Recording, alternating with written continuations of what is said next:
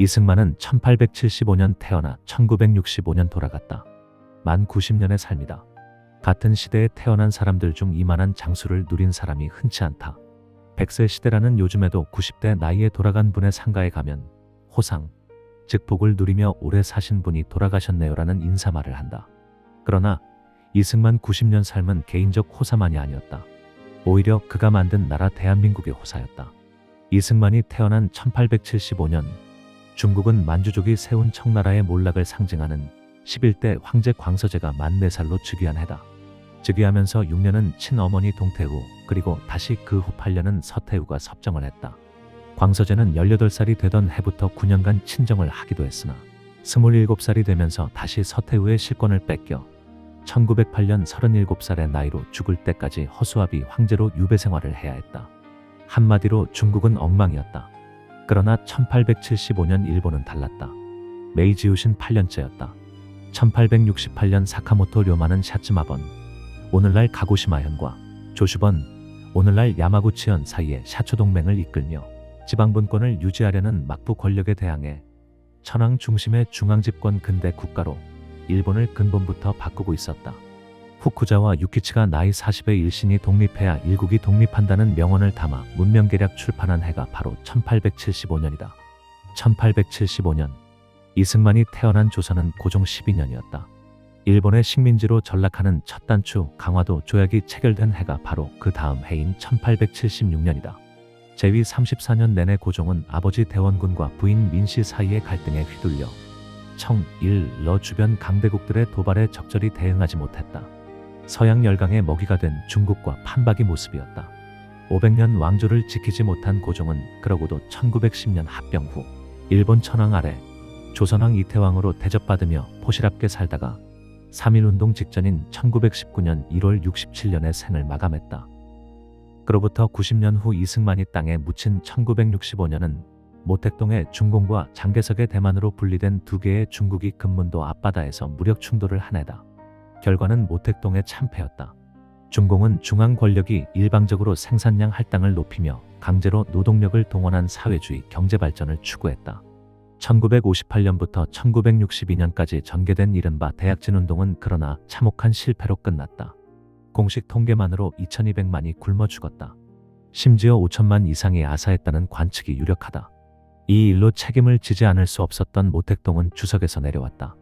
그러나 대약진운동의 실패를 문제 삼는 개혁파를 상대로 모택동은 1966년부터 문화대혁명이라는 또 다른 공산주의 반동을 10년이나 밀어붙였다.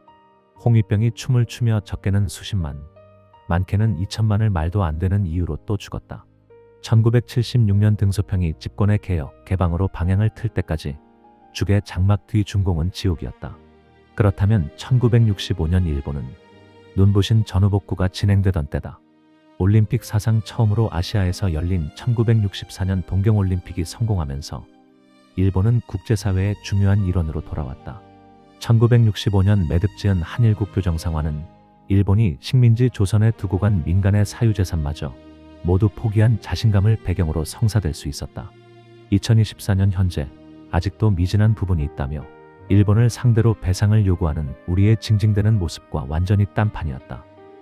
1965년 대한민국은 5.16으로 정권을 잡아 대한민국 5대 대통령이 된 박정희가 하와이에서 죽음을 맞은 이승만 건국 대통령을 동작동 국립묘지에 안치하는 장례가 치러진 해다.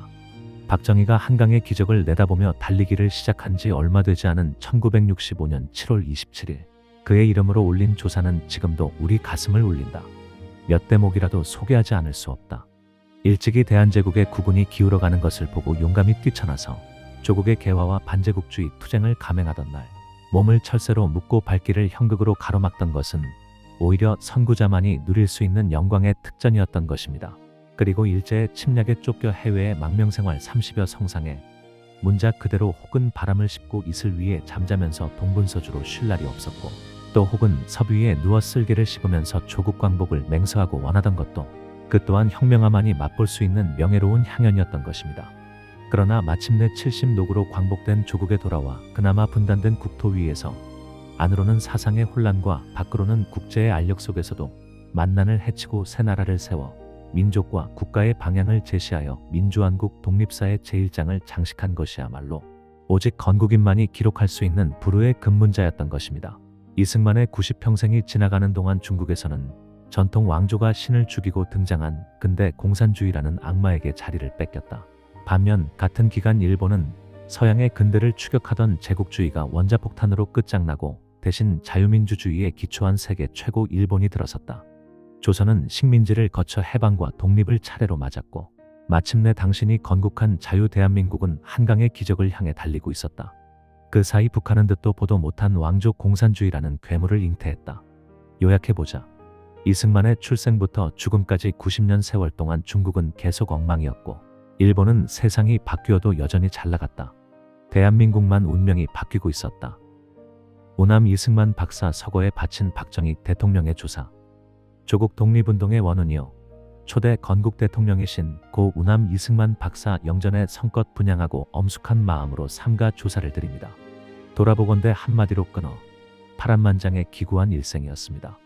과연 역사를 헤치고 나타나 자기 몸소 역사를 짓고 또 역사 위에 숱한 교훈을 남기고 가신 조국 근대의 상징적 존재로서의 박사께서는 이제 모든 영역의 진세인연을 끊어버리고 영원한 고향으로 돌아가셨습니다. 그러나 생전의 일동일정이 범인용부와 같지 아니하여 실로 조국의 명암과 민족의 안위에 직접적으로 연결되었던 세계적 인물이었으므로 박사의 최후조차 우리들에게 주는 충격이 이같이 심대한 것임을 외면할 길이 없습니다. 일찍이 대한제국의 국운이 기울어가는 것을 보고 용감히 뛰쳐나서 조국의 개화와 반제국주의 투쟁을 감행하던 날 몸을 철새로 묶고 발길을 형극으로 가로막던 것은 오히려 선구자만이 누릴 수 있는 영광의 특전이었던 것입니다.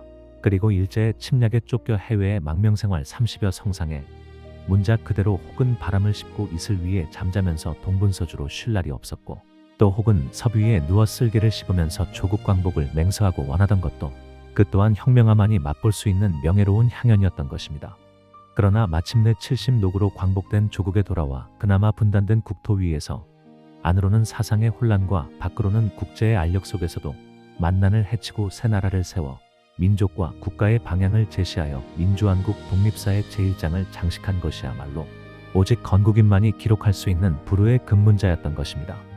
이같이 박사께서는 선구자로, 혁명하로, 건국인으로 다만 조국의 개화, 조국의 독립, 또 조국의 발전만을 위하여 온갖 노력을 즐거움으로 여겼고 또 헌신의 성과를 스스로 거두었던 것입니다.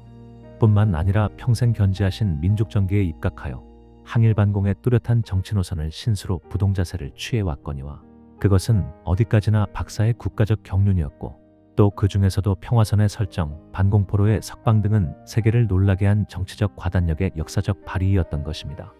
그러나 집권 12년의 종말에 이르러 이미 세상이 다 아는 이른바 정치적 과오로 인하여 살아서 역사의 심판을 받았던 그 쓰라린 기록이야말로 박사의 현명을 어지럽게 한 간신배들의 가증한 소치였을 망정 구경에는 박사의 일생에 씻지 못할 오점이 되었던 것을 통탄해 마지 못하는 바입니다. 하지만 오늘 이 자리에서 다시 한번 헤아려보면 그것이 결코 박사의 민족을 위한 생애 중에 어느 일부분일 망정 전체가 아닌 것이요 또 외부적인 실정 책임으로서 박사의 내면적인 애국정신을 말살하지는 못할 것이라 생각하며 또 일찍이 말씀하신 뭉치면 살고 흩어지면 죽는다는 귀국 제1성은 오늘도 오히려 이 나라 국민들에게 들려주시는 최후의 유언과 같이 받아들여 민족사활의 잠언을 삼으려는 것입니다. 어쨌든 박사께서는 개인적으로나 민족적으로나 세계적 비극의 주인공이었던 것을 헤아리면 애심으로 뜨거운 눈물을 같이 하지 않을 수 없습니다마는 그보다는 조국의 헌정사상의 최후의 십자가를 지고 가시는 어린 양의 존재가 되심으로써 개인적으로는 한국의 위인이란 거룩한 명예를 되살리시고 민족적으로는 다시 이 땅에 4.19나 5.16 같은 역사적 고민이 나타나지 않도록 보살피시어 자주독립의 정신과 반공투쟁을 위한 선구자로서 길이 길잡이가 되어주시기 바라는 것입니다. 다만 여기 여러 가지 사정으로 말미암아 박사로 하여금 그토록 오매불망하시던 고국 땅에서 임종하실 수 있는 최선의 기회를 드리지 못하고 이역의 쓸쓸한 해빈에서 고독하게 최후를 마치게 한 것을 마음 아프게 생각하는 바입니다. 그리고 또 박사에 대한 영원한 경의로 그 유택을 국립묘지에서도 가장 길지를 택하여 유해를 안장해 드리고자 합니다.